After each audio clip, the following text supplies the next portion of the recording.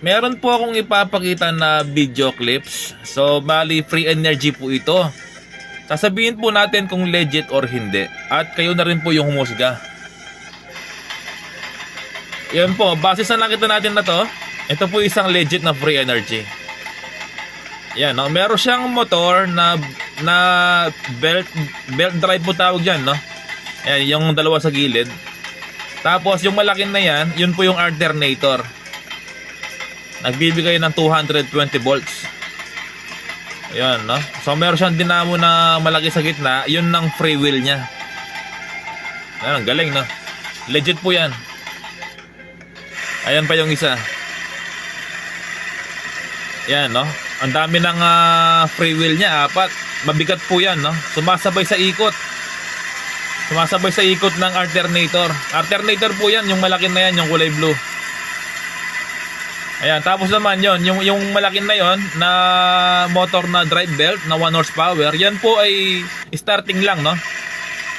Starting lang po yan. So ipapakita ko po yung starting yan, no? So ito po yung ginawa, starting. Ayan.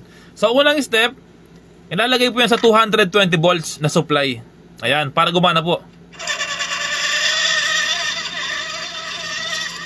Ayun.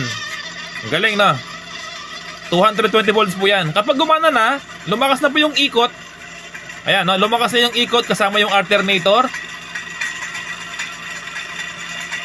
Ayan, may ilaw na. Hugutin niya. Ayan. Pag hinugot na, doon na po ilalagay sa plug. Sariling energy, no? Power rotation po ang tawag dyan. Ayan po yung alternator, no? Ayan, galing niya mga ka-repairman, no? Kayang paanda rin yung malaki yan, no? Mga 2 horsepower na water pump. Tapos gumamit pa ng cutting disc. Ay cut-off po yan, no? Cut-off. Yan, lakas, oh. So mga ka-repairman, no? Free energy po yan. Legit. Legit po yung mga pinapakita natin, no? Legit yan.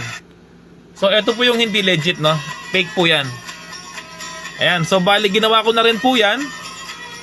Hindi po totoo na yung magnet, inikot-ikot mo, magkakaroon ng power. So kaya po humilaw, yung bulb na ginamit ay may battery po sa loob. Kaya ako po pinapakita ito kasi para wag nyo nang gayahin, no? Sayang lang ang pera ninyo.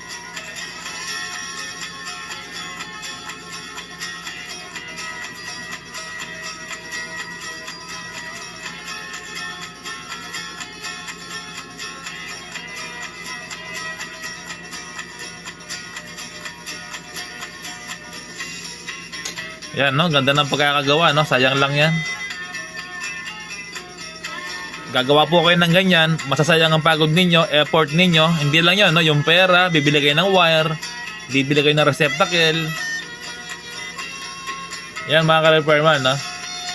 So yung bulb na ginamit, hindi siya may battery sa loob, no?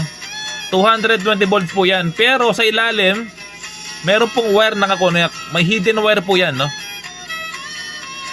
Yan, no? May hidden wire po yan. So wala po katotohanan yan, no?